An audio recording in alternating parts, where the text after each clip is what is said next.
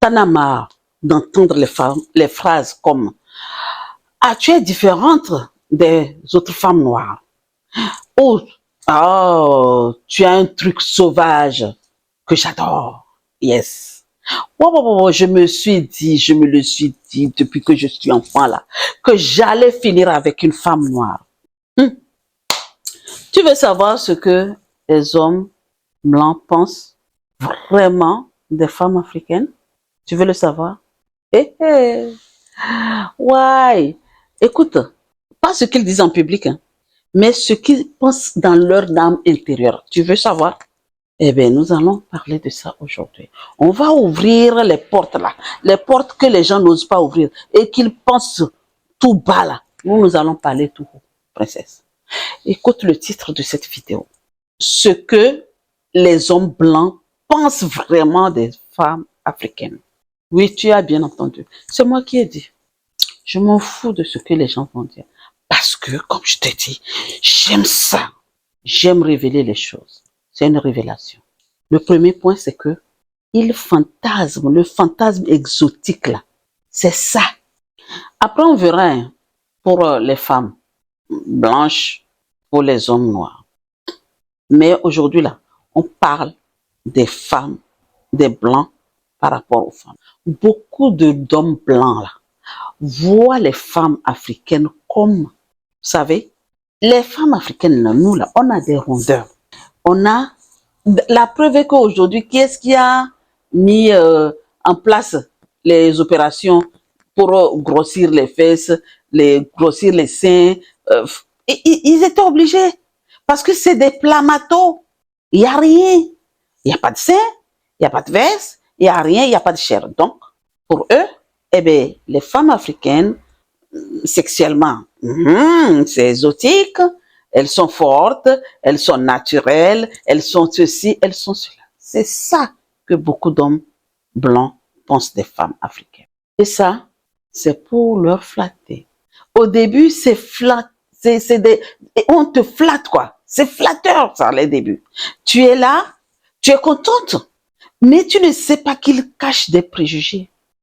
Quand on te dit comme ça, ah ouais, tu es belle pour une femme noire, tu es ceci, tu es cela, oh là là, je t'aime. Quand je te vois là, il te fait sortir tout ce qu'il veut là pour te flatter. Et toi, tu es contente. Les femmes noires sont charmantes, les femmes noires sont chaudes, les femmes noires sont battantes. Ah, les mères, elles sont les mères de la terre. Et oui, ça on le sait. La femme noire est la mère de la terre. Oui, il te sort des trucs vraiment, des choses que toi-même tu ne t'attendais même pas. C'est qu'il cache quelque chose. Tu n'es pas une femme qu'il aime. Tu es juste un mythe pour lui. Il ment. Il t'aime pas. Il t'aime pas. Je suis désolée. Quand un homme te dit tout cela, te raconte comment tes parents t'ont mis au monde, comment ils t'ont bâti, comment tes parents ont essayé de bien arranger tes fesses, tu vois. Vous voyez comment quand nous sommes nés et on nous douche là, comment on met de l'eau chaude, on nous met de l'eau chaude, on monte nos fesses et on arrondit tout là. Quand lui, il commence à t'expliquer tout cela, alors que tu savais déjà, fais attention, c'est un homme qui ne t'aime pas. Deuxième, il a cette histoire dans sa tête, d'accord? Tout comme un sauveur. Syndrome, le triangle de Karpman. Oui, c'est le sauveur. Ouais, je suis venu pour la sauver. Ouais. Il va se dire dans sa tête que il faut que je la sorte de d'où elle est. Elle est en Afrique, c'est parce que, comme déjà catalogué l'Afrique, hein, et c'est nous-mêmes aussi, hein, nous-mêmes, on a déjà dit, on montre avec tout ce qui se passe là. Eux aussi, ils pensent que oui, l'Afrique est pauvre. L'Afrique n'est pas pauvre, s'il vous plaît. L'Afrique n'est pas pauvre. Puisque nous-mêmes, nos frères, nos arrière-arrière-parents, là, ils ont quémandé. Donc, le fait qu'ils ont quémandé, là, c'est pourquoi le blanc, aujourd'hui, même peu importe sa taille, il est petit comme ça, ils pensent toujours que l'Afrique est pauvre. Et on continue à leur enseigner ça dans leurs écoles. Et lui, quand il vient te marier, là, ce qu'il pense dans sa tête, là, c'est pour te sortir de la misère. Oui, je vais la sortir de la misère. Je viens la sauver. Je vais faire la sortie de son pays pauvre. Oui, à force de prendre les bateaux pour couler dans la mer, C'est pour ça qu'il continue à penser comme ça. Et mourir dans le désert. Il continue à penser comme ça. Moi, je lance, je vous dis, il faut qu'on quitte ces pays-là. Oui, rentrons au pays et bâtir notre Afrique. Même si les Wahiti veulent nous suivre là, ils n'ont qu'à nous suivre. Mais ce n'est pas tous qui vont pouvoir rentrer en Africain. Parce qu'il y en a ceux qui sont bandits là, ils ne vont pas pouvoir venir.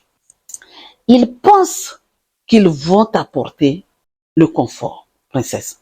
C'est ce qu'ils pensent, qu'il va t'apporter le confort de l'Europe. Il va t'apporter la stabilité. C'est ça qu'ils pensent dans sa tête. Monsieur le sauveur. Mais je pense que c'est l'amour.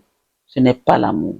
C'est de la pitié romantisée.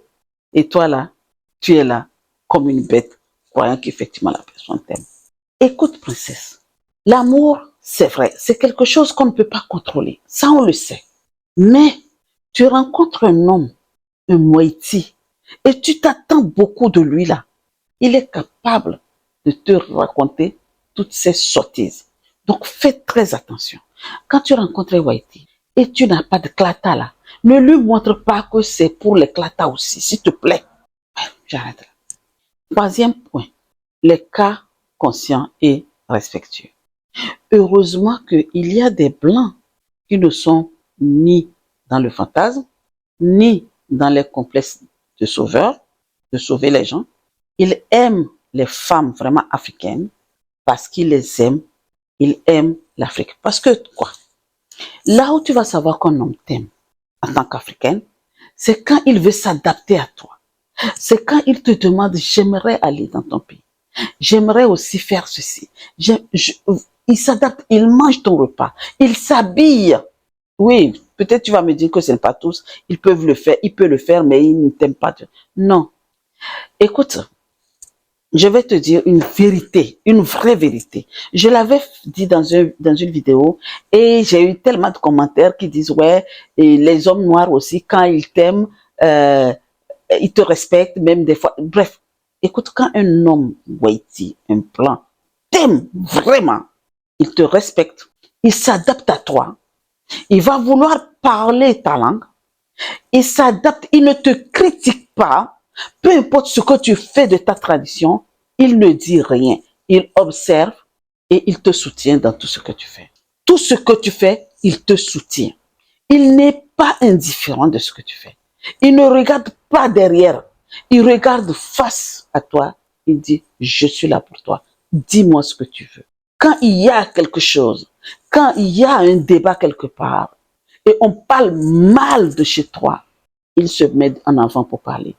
Et là où j'ai été bluffé, c'est quand mon compagnon a commencé à chercher et comprendre l'histoire de l'Afrique, et précisément de mon pays. J'ai été bluffé. Il y a eu des choses que le gars savait que moi-même je ne savais pas. Là, cet homme la t'aime. D'accord, princesse? Donc, je ne dis pas que c'est tous les hommes. Ce n'est pas tous. Mais la plus grande partie, oui. Oui. Ils le pensent vraiment dans leur tête. Mais sur nous, sur les femmes africaines, mais ils ne le disent pas. Tu le vis et tu vois. Et le quatrième point, il y a une hypocrisie silencieuse. Oui. Tu veux savoir ce que beaucoup pensent et mais ne disent rien. Ils peuvent te sortir comme ça. Il dit, il veut vraiment sortir avec toi. Peux sortir avec une femme noire, il dit ça, mais jamais l'épouser. Ça s'appelle l'hypocrisie silencieuse. Il veut manger, il veut sucer, il veut aller voir ce qui se passe là-dedans, mais sans s'engager, sans t'épouser. J'espère que les princesses, vous allez témoigner. Plusieurs princesses ont eu ça. Quand il se trouve avec ses amis, il va dire, ah, c'est original, mais leur famille s'impose. Leur famille. Les amis trouveront original de sortir avec. Ouh, tu as trouvé, ouh là, c'est exotique chez toi. Ouh, c'est beau, c'est ceci, cela. Mais la famille, ils ne veulent pas. Je t'ai dit, ma belle-mère, elle s'est mariée à un noir, d'accord? Il y a une de ses collègues qui lui a demandé son bâton là, c'est comment? C'est noir ou c'est rouge? Elle a répondu, comment est-ce que ça peut? Ça peut être comment? Donc, vous voyez où ils peuvent arriver. Donc, c'est pareil aussi pour les hommes. C'est pareil pour les hommes. Il va aimer ton corps, mais pas ton opinion. Ça. Et tout ce qu'il pense parfois, c'est ça. Il n'y a pas à déroger. C'est pour ça que je te dis, princesse, quand tu rentres là, dans un foyer là, annonce les couleurs. Si ça ne va pas, pars tout de suite. Ne perds pas ton temps. Ne perds pas ton temps. Et maintenant, comment je vais te donner le 5e point, comment détecter le faux, le vrai du faux. Il y a 5 signes, d'accord? Il y a 5 signes qu'un homme blanc vraiment montre. Si tu vois ces signes-là, c'est qu'il t'aime vraiment. Il ne te fétiche pas. Si tu vois ces 5 signes dans ton couple, c'est qu'il t'aime vraiment. Il n'est pas en train de jouer avec toi. Il n'a jamais dit, j'ai toujours rêvé de sortir avec une femme noire. Il t'a jamais dit ça. Il n'a jamais ouvert sa bouche pour dire. Là, il ne te fétiche pas. Fétichise pas. Il est avec toi pour qui tu es. À ses yeux, il ne voit pas une femme noire. Il voit tout court une femme. Il te pose des questions sur ta culture, ta vision du monde. Et comme j'ai dit, il va même chercher à connaître ta source. Et comme je dis dans cette vidéo, je t'ai dit, mon compagnon, il y a des choses qui est parti savoir sur le Togo que je ne sais pas. Même il y a quelque chose qu'il est parti regarder sur le Burkina, sur l'histoire de Sankara. Je connais, je sais le discours de Sankara. Je connais. Mais ce discours-là, il ne savait pas. Mais il est parti chercher. Et un jour, toute la famille était là. Sa famille était là. Et il a mis le volume. Ils écoutent. Ils comprennent. Tu vois où ça veut arriver là? En 3e point, il écoute quand tu parles du racisme. Il est d'accord avec toi parce qu'il est conscient qu'effectivement, il y a du racisme sans te minimiser, sans dire que tu exagères. D'accord? Il ne cherche pas à te comparer aux autres femmes blanches. Et il est prêt à te présenter à ses proches sans honte, sans excuse. Voilà les 5 signes qui montrent qu'un homme t'aime et il ne pense pas ce que les autres pensent. Voici. Princesse, j'ai déjà été très longue dans cette vidéo-là. Maintenant, dis-moi, est-ce que tu es en train de vivre cela aujourd'hui? Est-ce que dans ton couple, tout va bien? Les 5 points que je t'ai énumérés, est-ce que cela se passe comme ça dans ton mariage? Ou est-ce que tu as été déjà fétiché?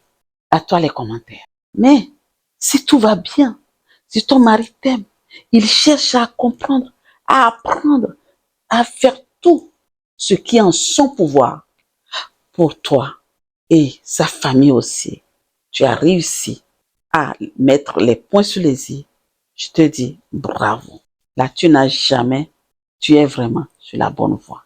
Mais toi, tu es dans ton coin et on te fétichise tous les jours. Il te ment, il te flatte. Hein? Ah ouais, j'aime parce que tu es noir. Je t'aime parce que tu es ceci. Parce que, non. Fais attention. Très, très, très attention.